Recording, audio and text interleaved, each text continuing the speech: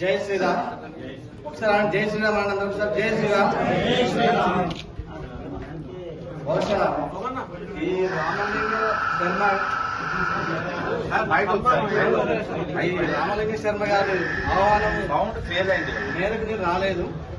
ఆహ్వానించారు కానీ ఆ గుట్టపై కొలువున్న జడల రామలింగేశ్వరుని యొక్క మహిమ వల్ల ఇక్కడికి వచ్చినాం.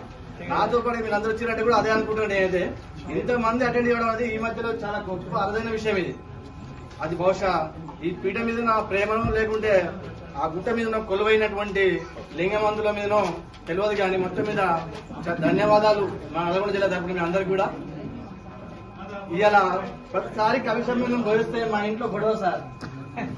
ఎందుకంటే అందుకే పట్టుకొచ్చిన ఈసారి మా మేడాన్ని నమస్తే అండి అందరికీ.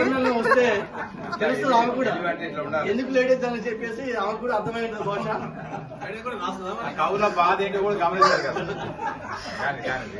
చాలా అందరూ పరిచయం. సోదరి బాల తిరుపతి గారు, అన్నగారు అంతా నల్గొండ వాళ్ళే. ఆనంద్ గారు, అన్న అంజన్న, కృష్ణన్న, తర్వాత రఘువీర్ ప్రతాప్ గారు, శర్మ గారు, దానయ్య గారు, బండారు దానయ్య గారు. నమస్కారం సార్. మీ పేరు ఎప్పుడో ఫేస్బుక్ లో వాట్సాప్ లో చూసాం. మీ బండారు శంకర్ మీ సోదరుడు తెలుసు. మీ గురించి సినీ రచయిత అని తెలుసు. కానీ సారీ పరిచయం తక్కువ. అందుకే ఇటువంటి సమాజం ఇటువంటి పరిచయం అని చెప్పేసి మా బండారు దానయ్య గారు నిజంగా మా నల్లగొండ ఒక కిరీటం, పదాల కిరీటమైన. తర్వాత మాట్లాడతాం వాళ్ళ గురించి. సమయం లేదు వాస్తవంగానే. 2 లైన్లు చదివి క్లోజ్ చేస్తాను. నేను 105 కవిత తెచ్చాను. ఎవరు చదవాలనుకున్నాను. ఎందుకంటే మల్లినాథ సూర్య కళాపీఠం అని చెప్పేసి వాళ్ళు 105 కవితలు డెవలప్ చేశాను. ఒక్కటి ఓకే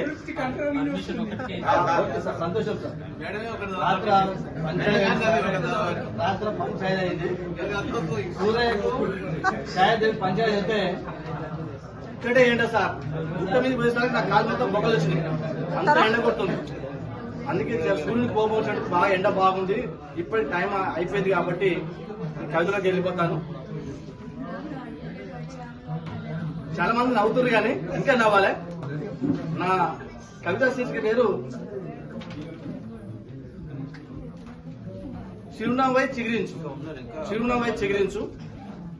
నవ్వు తనువుకు సింగారం, చిరునవ్వు దేహానికి బంగారం.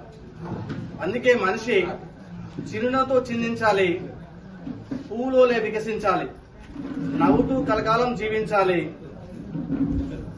ఒంటికి కష్టసుఖాలు కావడికుండదు, ఒక చిన్న నవ్వు నువ్వు నవ్వు అది పెను యుద్ధాన్ని ఆపగలదు. ఒక చిన్న నవ్వు స్మైల్ ఫేస్ యుద్ధాన్ని ఆపగలదు. గుండెల్లో గాయాలు ఎన్నున్నా ఓ చిరునవ్వును చిందిస్తే కష్టాలని కడతీరును.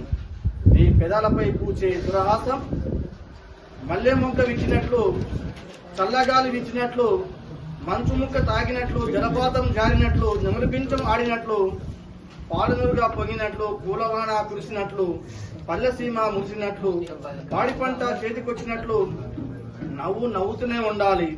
చిరునవ్వు అందాన్ని ఒలకబోస్తుంది.